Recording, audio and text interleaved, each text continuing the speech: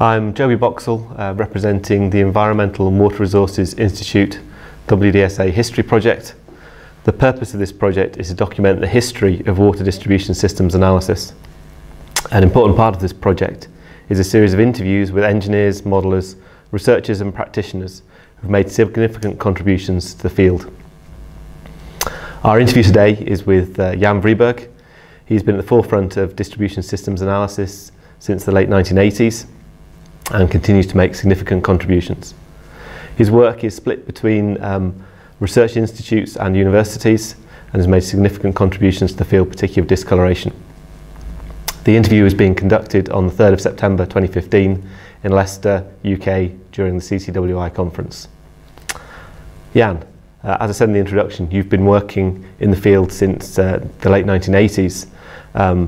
Can you tell us about what it was that first attracted you to work in water distribution systems? Okay, well, what attracted my attention to distribution systems, well, actually, it was my first job.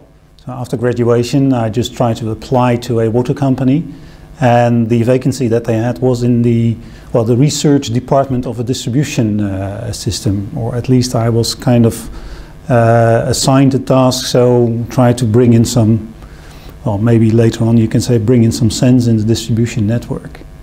And one of my first assignments was to redesign or to say something about a neighborhood, the 1920s, with cast iron pipes.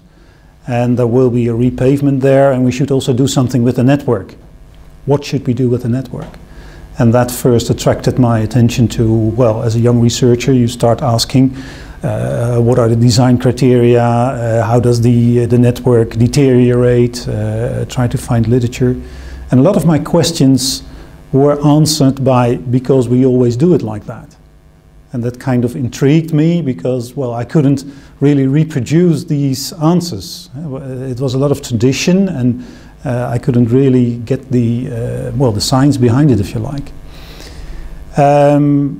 At that point also, I was graduated on an open channel model, so I was a bit into modeling, and I was also making a model for the distribution network, or at least there was this research cooperation with the water companies, and there was some basic model for calculating distribution networks. And together with a friend of mine, actually, we picked it up and we just made the model, because it didn't run up till that. And then you could maybe compare it to a very early version of EPA-net, if you like. And that attracted the attention of the then called Kiwa Research Institute. And they asked me to apply for a position there as a kind of researcher, practitioner, assigned on the distribution field. And I started working at Kiwa in presently known as KWR in 1989. And one of my first assignments was with a city in the south of the Netherlands, Eindhoven, and they had a discoloration problem. Well, actually, what they said, we don't have a problem, but it occurs, but it is not really a problem. But one of our customers is very persistently complaining about that, even to the level what Eindhoven is a university city, and this was a retired professor with a lot of time, and actually he made a process out of that. So there was a court hearing.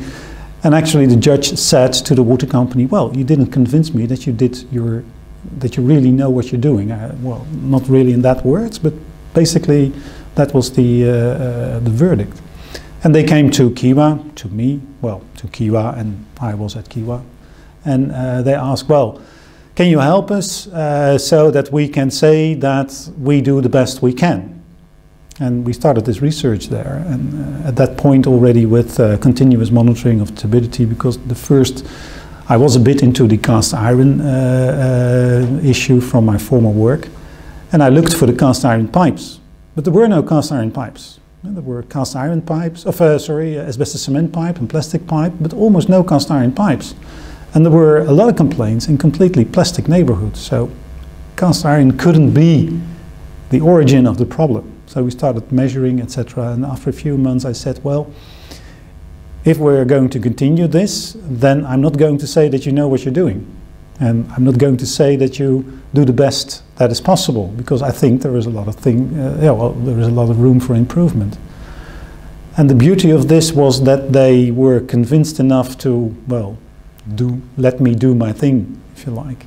And that was the birth of the particle-related processes in the network, in which I mainly say that discoloration is caused by resuspension of accumulated sediment. And the origin of the sediments can be multiple, but there is a lot of sediment coming from the treatment.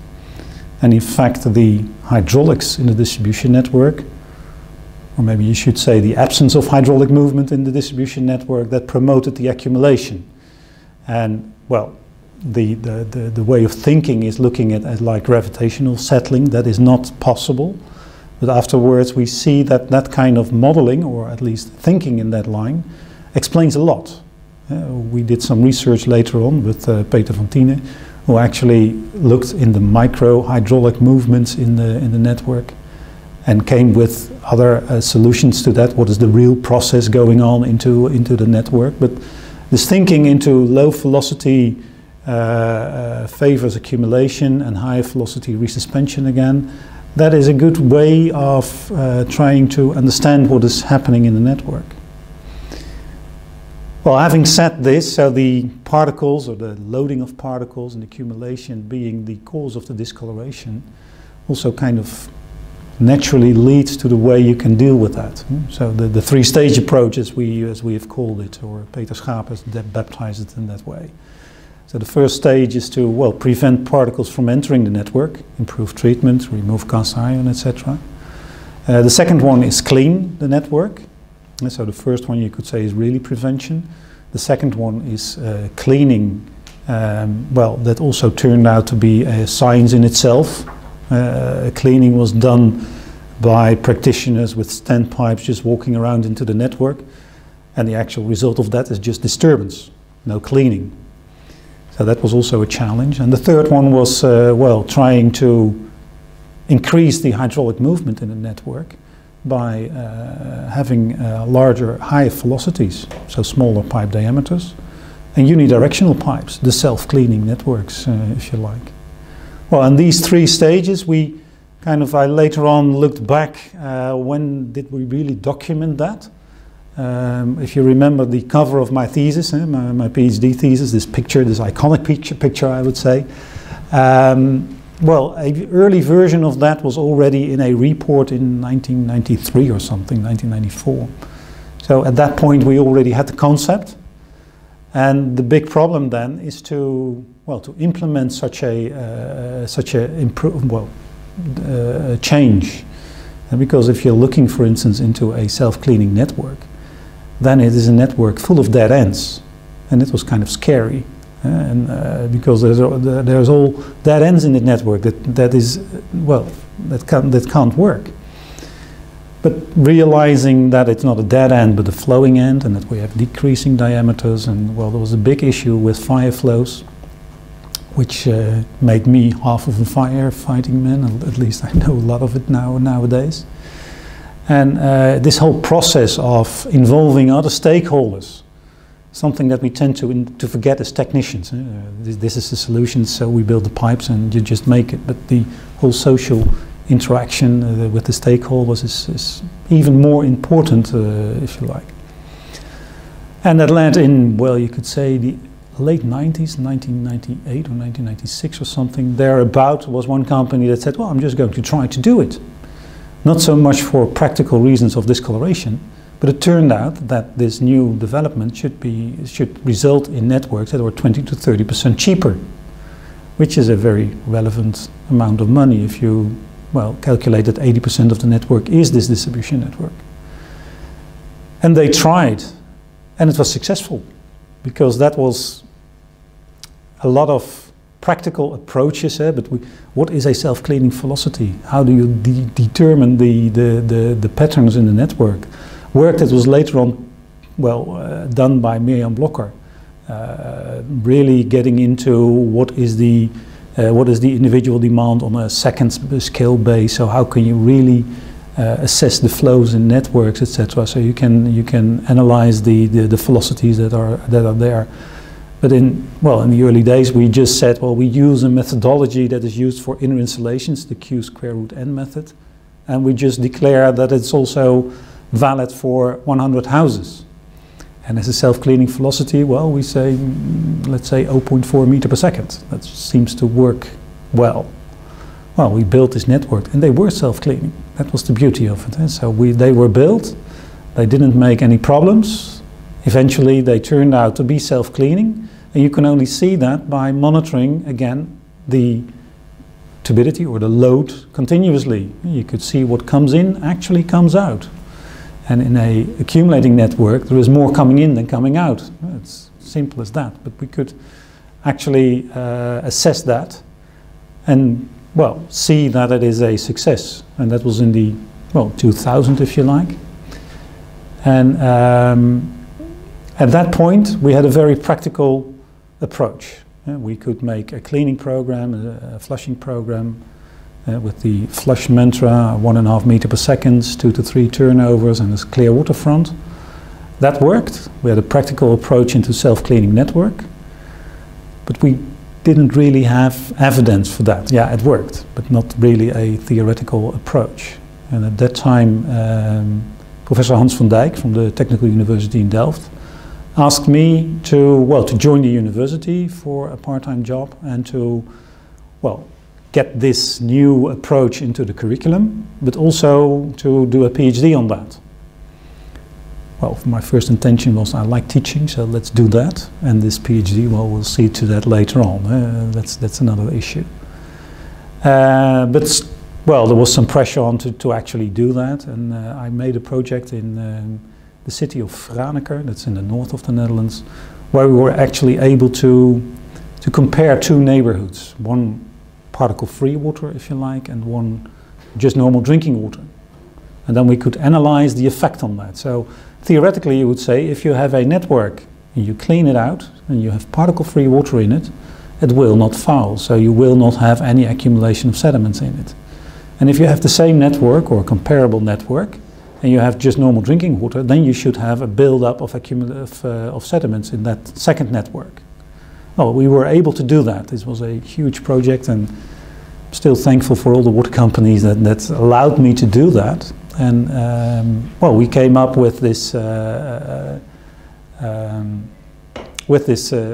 research, and it actually turned out that one of the networks didn't accumulate sediment, and the other one did.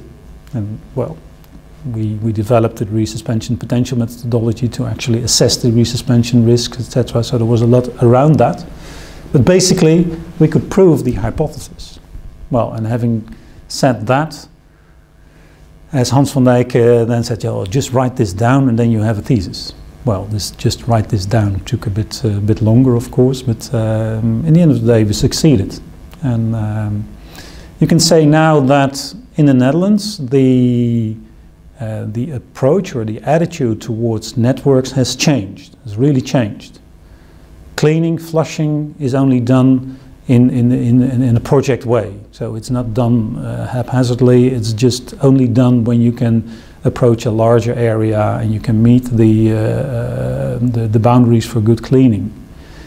You can say that in new networks, only self-cleaning networks are laid.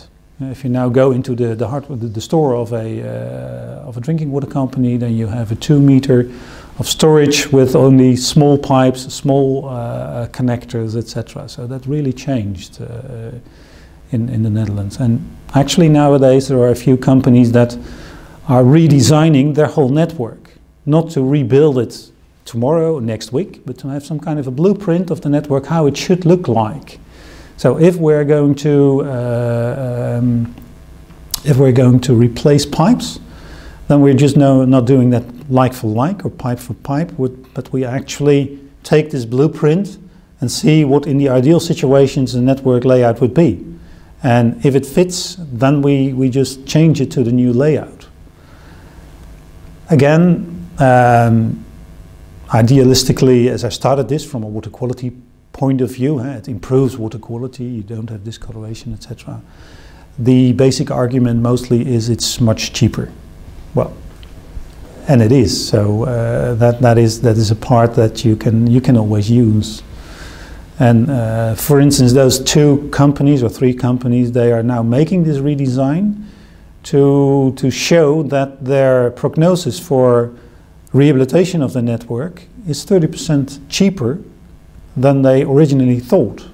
Well, of course, it's a long-term effect, but it's a substantial reduction in costs in rehabilitation on the long run, on the asset management on the long run. Fantastic. Wow. Very in-depth view of the long and illustrious career with Discoloration at the Centre. Yeah. You mentioned a couple of times early on or through that Kiwa, now KWR. Yeah. It's a fairly unique institute, company. Internationally, it strikes me as it's changed quite a lot in history. You've been there from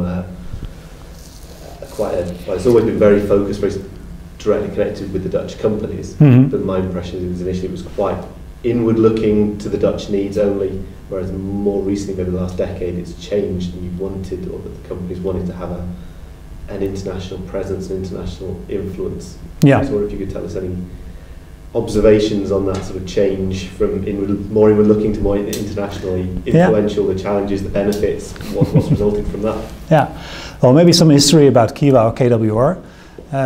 It is founded by the water companies. The water companies in the Netherlands are publicly owned. And the foundation of Kiwa was in 1948. At that time we had 200 water companies.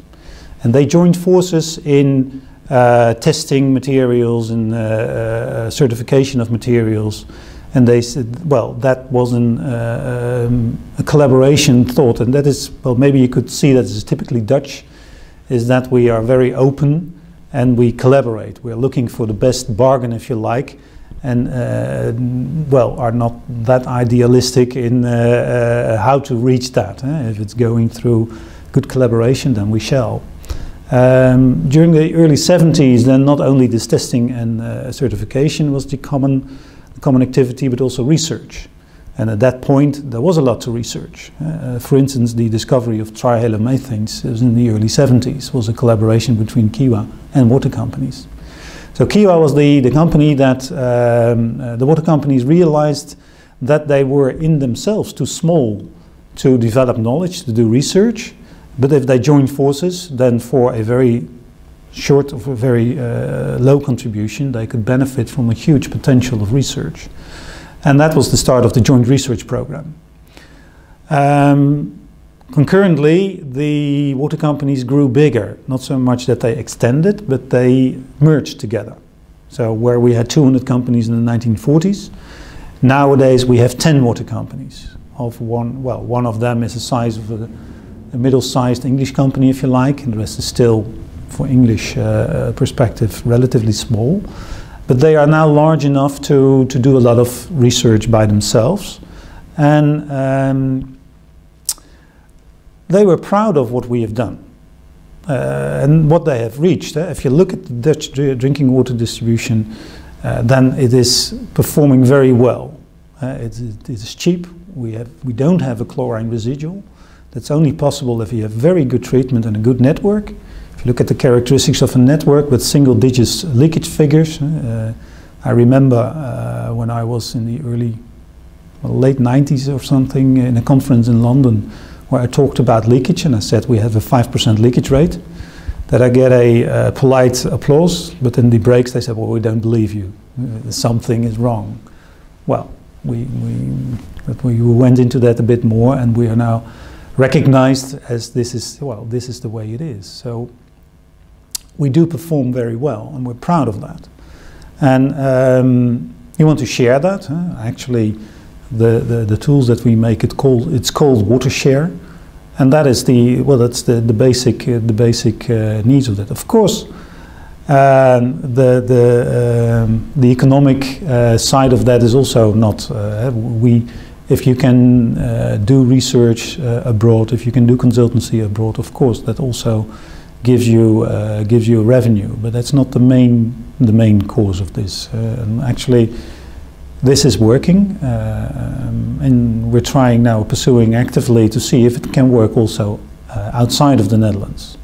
Because we also realize that the Netherlands is a, well, being Dutch, I can say that, a relatively unique country. It's below sea level, it's very flat, it's densely populated, etc., etc. We don't have much cast iron, it's almost completely plastic and asbestos cement. So there are a few characteristics that are different from the rest of the world, if you like. But we're confident that what we discovered or what we've researched is also applicable somewhere else. Well, let's see if that works.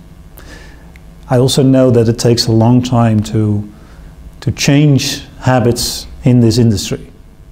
It took me 25 years to reach this in my native language. So people who I know, and this is difficult, I know.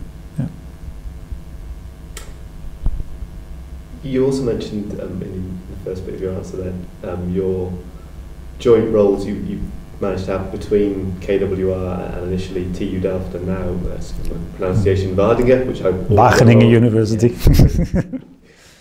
Yeah. That again seems to be quite unique, and you seem to get this nice continuum between the needs and understanding the water companies, but then right the way through to that university interaction. Does that bring some unique challenges and some unique opportunities? Yeah, mostly unique opportunities. Sometimes unique challenges, but mostly unique opportunities. Well, that's also the position of KWR.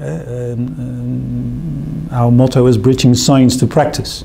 We're working for water companies. Maybe also coming back to your earlier questions, we are building a network, building a drinking water network, actually helping to build, not so much as an academic research. So that's, you could say, applied research. In the university, of course, you have the fundamental research. And the combination of both is well, on the one hand, doing the applied research really geared towards application of the results. What are we going to do differently tomorrow with these results? And the academic world has some more opportunity to explore something, and to take your time to actually evaluate, for instance, the research I was looking into comparing two networks. Well, that was purely academic research and didn't have a practical application at that moment.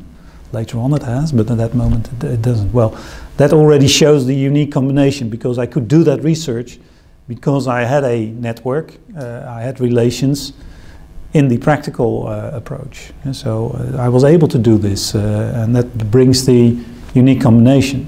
And of course you can work with students, and basically that's really a rewarding job, because, well, they are the bright new minds, and they always they have the questions that I had when I started. Why? And that was also what Hans van Dijk was challenging me with, because he said, well, you're turning into this because figure, and you have to explore the why, the whys again. And that makes this combination really, really unique. You have the quietness is not the word, I don't know exactly the English word, but the time to do research, to explore. And you always do that with, in the back of your mind, tomorrow I want to do something with it. It's never just only research, it's always looking into how can you apply this? What can you do with it? How can it benefit the operation of a network? How can it benefit a water company? You mentioned getting to work with young minds, I think you said there, yeah. Students. Are there any particularly exciting projects you're aware of those that you think the audience should know about? I'm exploring a new field now into sewage systems, and I try to do that in the same way, looking into what are the real design criteria, what we know now of drinking water in this particular way. We can actually turn that into knowing what kind of sewer we produce, sewage we produce, and there you can also see an improvement of the network from that more or less unorthodox approach.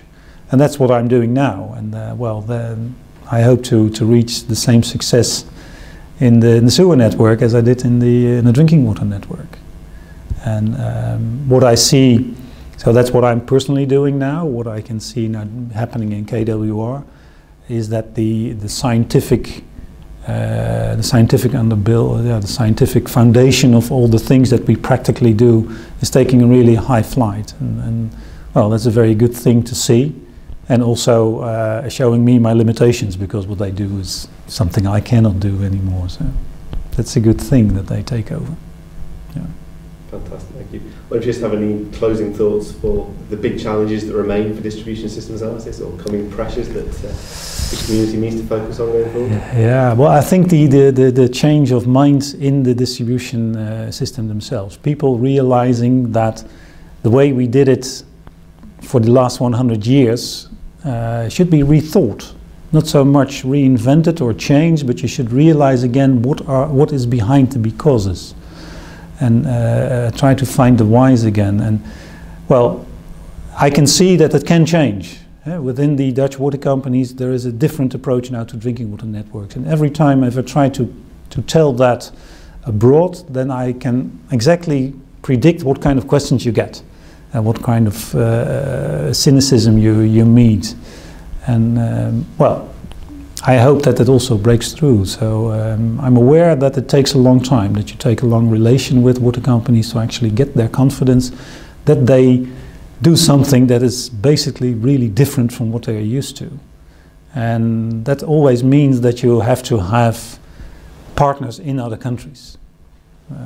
Well, and I think that is a challenge for us to establish those partnerships and to be amazed by other countries or other students that say, well, you did something wrong there and this is better. Yeah. Thank you.